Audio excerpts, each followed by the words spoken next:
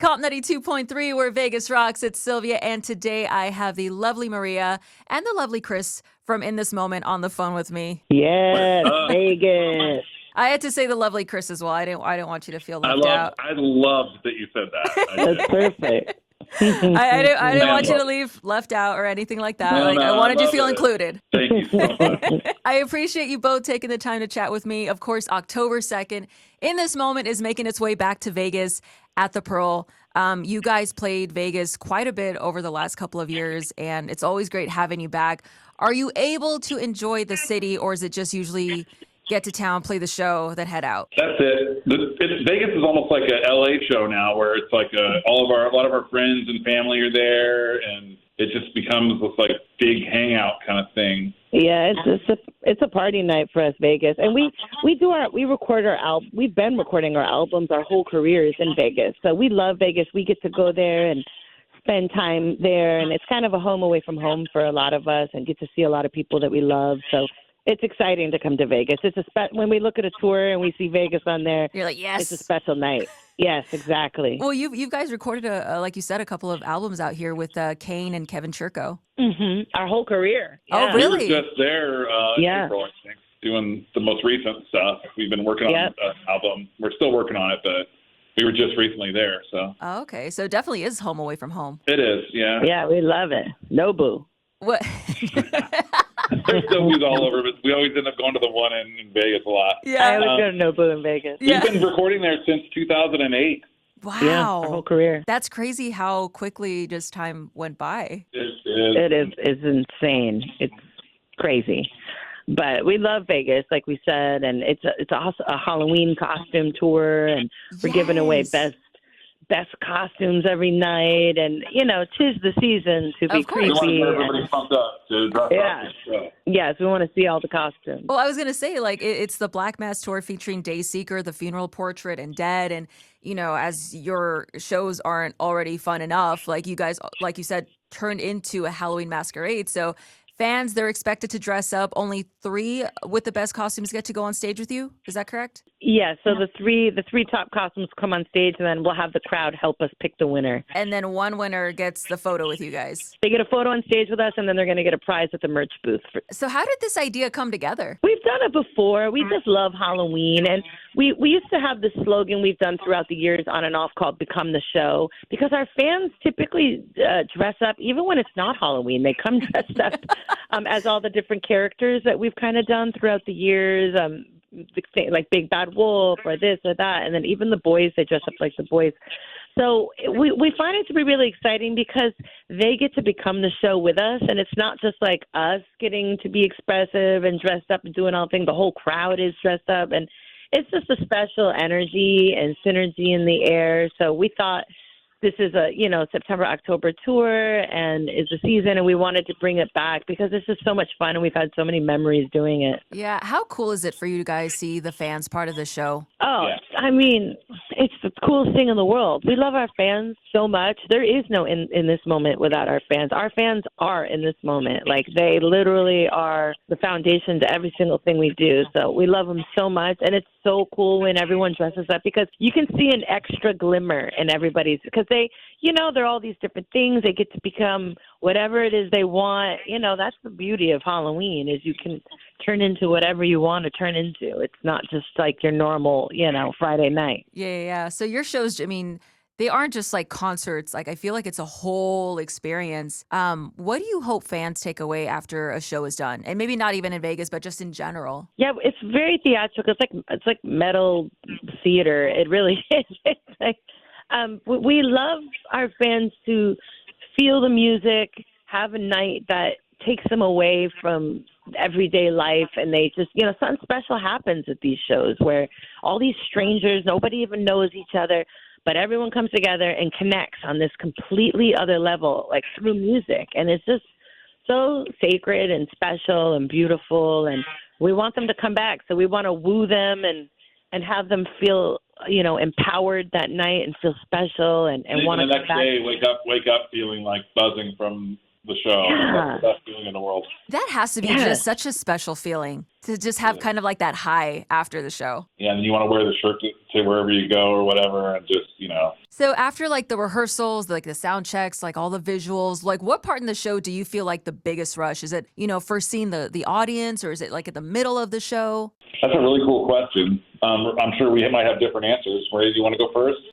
It depends too, festivals and what's going on and where you are in the tour. I mean, there's something so special about when the front kabuki drops and like the excitement of the crowd hits you, and there's and also the last song, the encore song, is always so special. Everyone, everyone. Yeah. The beginning and the end, it's like that's the big shocker when you walk out, and then when you are like, it's over and you're seeing everybody and you're saying goodbye. Those were like the big moments, man, for sure. I'm talking to Maria and Chris from In This Moment, the Black Mass Tour / Halloween Masquerade. It's coming to Vegas October 2nd at the Pearl. Now, I remember hearing you two being referenced as the yin and the yang, which I think it's absolutely perfect for you guys. You've been working together since the mid-2000s. What do you guys remember from those early days? The early days were weird because we were both there trying to find somebody or some way to get into music, and we both came from where we grew up to do that, and we've been trying separately to find people, and when we found each other and started working together, it was great. We knew that we were both like kindred spirits, but we really hadn't been working together for a long time, so we didn't know anything about each other. So we kind of had to force it all to happen in a short period of time. That's how we got signed and everything, and both of us weren't necessarily happy with everything we were doing because we didn't really know what we were doing. And it took a few albums to finally get, to where we are. But there was a lot of more angst and battling between the two of us in the beginning. But, we knew we needed each other. And as we developed and had success, we figured out what we wanted to do. And now we're pretty much in lockstep most of the time. That's how it kind of naturally worked. Yeah, and we do balance each other off, and sometimes I'm too daring and I'm too crazy and he pulls me back to the ledge, and sometimes he's maybe too safe and I got to push him to the edge, so we really do balance each other in a really great way. And we've come so far all these years together. And I always say that, we're also like brother and sister, even when we retire someday, and we'll be old people on porches talking about back in the day together. We're family. But I think that's so beautiful.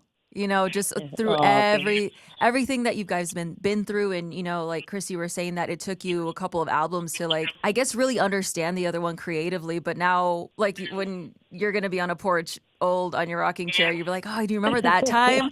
Oh, do you remember that time when this happened? Yeah. He's my best friend now. We'll have so many memories. We'll probably do a book together someday and go through it all. But yeah, it's a lot of fights, a lot of back and forth, and so much crazy stuff. But that's the beauty of it all, and the whole. And every time we go through hard times, we learn more and we evolve together. So I kind of want to ask the same question to you separately, but for you, Maria and Chris, how do you think that creative connection has grown throughout the years? And is it just second nature at this point? Pretty much at this point, it is second nature as far as just doing what we do. And, obviously writing can still be challenging sometimes, and, and we might not always agree, and stuff like that. But that's what I think makes us In This Moment, is that we don't always agree, and Chris is going to bring a certain something, and I'm going to bring a certain something, and the kind of colliding of us two is what I think makes In This Moment, Well said. And it's hard to do in the moment when you're doing music, and it gets heated or whatever. It's hard to, be rational and think about those things like that. But she's right. That is what makes it hit what it is. And sometimes it can be really exhausting. Yeah. Trying to make art, because you're basically making something from nothing, and you're making it with two people that have feelings and opinions and want to be heard or felt or whatever it is. And you got to balance it out. So it's nice to have somebody at the end of the day that you respect each other enough to figure it out. Yeah. Absolutely. I'm on the phone with Chris and Maria from In This Moment, the Black Mass Tour. It's coming to Vegas, to the Pearl, October 2nd. Now, before I let you go, I figured we could do a quick lightning round, and you guys can give me whatever answer pops into your mind first. Oh, boy. Let's do it. Oh, my gosh. Okay, first one. Go-to comfort food on tour. Cheeseburger. Matcha. That's not food. Boring. Sushi. Okay. Biggest difference between you two in the studio? Dead silent. Maybe it's going over my head. Let's see. Patience You and know what? impatience? Honestly, we're best in everyday life. We don't fight. Oh, We really? don't, like That no, okay. like we don't fight about anything in our friendship and in our family that we have with each other. But you throw us into the studio, and the boxing gloves are coming out. So I'll say boxing ring. It doubles as a boxing ring. Yeah. Biggest guilty pleasure song you secretly love? Oh gosh. What's that Taylor Swift? I like a lot of Taylor Swift songs. I don't even know if it's a guilty pleasure. I mean, at this point, I don't think so. I think everybody secretly loves Taylor Swift. Everybody loves Taylor Swift. I don't feel like I have guilt for any music that I like. You know, those like people are like, oh, I'm kind of embarrassed I listen to that. I mean, I don't know. What would be mine, Chris, that maybe I should be shamed for, but I'm not ashamed. I can't even I think. don't know. I don't know. You got us with that one. Yeah, I love all music of all. You know what? I'll say yacht rock. Okay. All right. Yeah. I mean, that's something that People you wouldn't might not think. expect that. Yeah, for sure. Yeah. What Chris loves yacht rock, and he's got me kind of on the yacht. Sometimes you just want to chill out on a Sunday and throw on some yacht rock. Perfect. That's perfect. Who pushes the other one harder creatively? I push Chris. Maria definitely pushes me the hardest. I could see that because I feel like Maria is more like the for the free spirit. Like, come on, let's just do it. She is, and she's always coming up with the craziest ideas, and always wanting to do something that to me is crazy, and always coming up with something new. And it's just like, oh my gosh, I feel like I'm always being pushed. And I'm sick. I'm OCD. So I'm actually diagnosed. I'm obsessive compulsive disorder. Uh-huh. But I've learned to like my compulsive nature. I push into my career, so I obsess and I work. And he's like, "What's wrong with you? It's Sunday night at 11 p.m. Don't call me tomorrow." He's like, you don't understand. I have to do this. I feel bad. I feel sorry. I sometimes was like, honey, just watch a movie. Like, relax. And I'm like, no, I'm working on the video wall footage. Oh my God. Yeah, I actually do the video wall footage Yeah. myself. I do our merch designs. I do all of it. I'm like a crazy person. No, that's great because like you have your hand in everything. Yeah. That's awesome. What's the first thing you notice about a crowd when you first like walk on stage? If it goes all the way to the back or not. Yeah, it's the energy. You could feel like, wow, this is like, wow, it like hits you. Like, so if they're super chill and calm, you could feel it. And you're like, whoa, we're going to have to work for this. We're going to have to like, this might be challenging. It might take 3 songs to get this party started. Or you're like, oh, they're ready. They're already crowd surfing, and I didn't even start singing yet. So it's like, That's a rowdy crowd. yeah, and a wild crowd. Like we'll be doing a ballad sometimes, and it's And like they're still crazy. quiet, and just me and the piano, and they're still crowd surfing. That's awesome. First album you ever bought with your own money? I'm going to sound old. Metallica, Ride the Lightning. With my own money. Maria, I don't know if I've ever bought an album with my own money. No, I know. I'm trying to like think. What would it be? It might be Appetite for Destruction. I was little, and I saved up money, and I think that might be it. Those are 2 solid first albums. Yeah, Like mine was Jennifer Lopez on the 6. that's awesome. That was mine. love some Jennifer Lopez. Yeah. Deftones, like when I first got obsessed with music, it was like Deftones and Korn, like for the Sure. heavy stuff. Like that's when I kind of fell in love with everything, Yeah.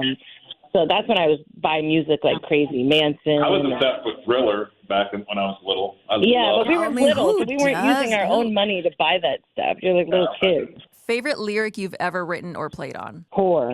Yeah, I was going to say the same thing. That's perfect. Perfect. I mean, it's so sarcastic, and it's turning such a negative thing into such an empowering thing, and I think there's something really just, powerful cool. about it. I think you've made it into like a whole badass word. Yeah, exactly. You know? And turned it into something special, yeah, and instead of degrading. One thing you always pack for tour that might surprise people. Pack for tour? Yeah. I don't want to be gross. Oh boy. Oh, God. Oh. You know what? I'm going to boy. say it because touring people know it. And I learned it early in our career, probably 2008, from some of the guys in Devil Driver. But Preparation H wipes, and those are typically for hemorrhoids. Yeah. But they provide the best just wiping relief on tour, and you feel like you just jumped out of the shower every time. I'm just saying, like, that's a must-have. I mean, you gotta protect that, man. You can't be on tour and that's stuff is happening over there. No, and that's passed down from the generations of true metalheads, you know. Well, my non-gross answer will be, I can't even think. What's that maybe somebody wouldn't expect? I don't even know. I can't exist without airflow. I guess that's something. I need fans everywhere. I have little hand fans I travel with. I have like fans in my bus. Fans. I have a fan necklace. All my friends make fun of me over it. Those are great. I love those things. I get like claustrophobic in a room where there's no air. Or like there's no windows or anything. Since I was a little girl. My mom used to come in my room at like 7 at a snowstorm, and I would have like a foot of snow next to the window inside my bedroom because I'd open the window all the way up to the top. And I love it freezing all the time. Yeah. So they call me the ice queen. My bus driver calls me the ice queen because my bus is frozen all the time. What is the strangest gift a fan has ever given you? I've gotten so many crazy things. Hair. Hair. I've gotten ashes. Ashes for people who have passed away. What do you do with them? That's exactly the question. Like, what do you do with it? What do you do? Like, I feel like they should have their loved ones' ashes. They should. Yeah, I do have some sacred things I save for. I've got snake sheds, like people who own snakes, and then the shedding of the skin or whatever. Shed it, and then they give me that. Yeah. I've gotten so many crazy things, but I do have special things that are really sacred or are really special. I do save that and put them in special places. Yeah. But the ashes are a little bit like, what do I do? That's probably the number one. And yeah. And then finally, if you had to describe your show in one word, what would it be? I'm going to say theatrical. It's boring, but it is really a good way to describe it. I would agree. Yeah, it's a spectacle. Theatrical spectacle. I think it's perfect. It fits. Yeah. Thank you so much for chatting with me today. October 2nd, In This Moment, is bringing the Black Mass Tour to the Pearl along with Dayseeker, The Funeral Portrait, and Dead. We can't wait to see you. Thank you so much, Maria and Chris. Thanks for having us. Yeah, thank you. This was a fun interview, too. You made me laugh. And it was a good one. And thank you so much. We can't wait to see all your costumes. We can't just wait to see you, Vegas. Let's have a night. That's amazing. Thank you so much.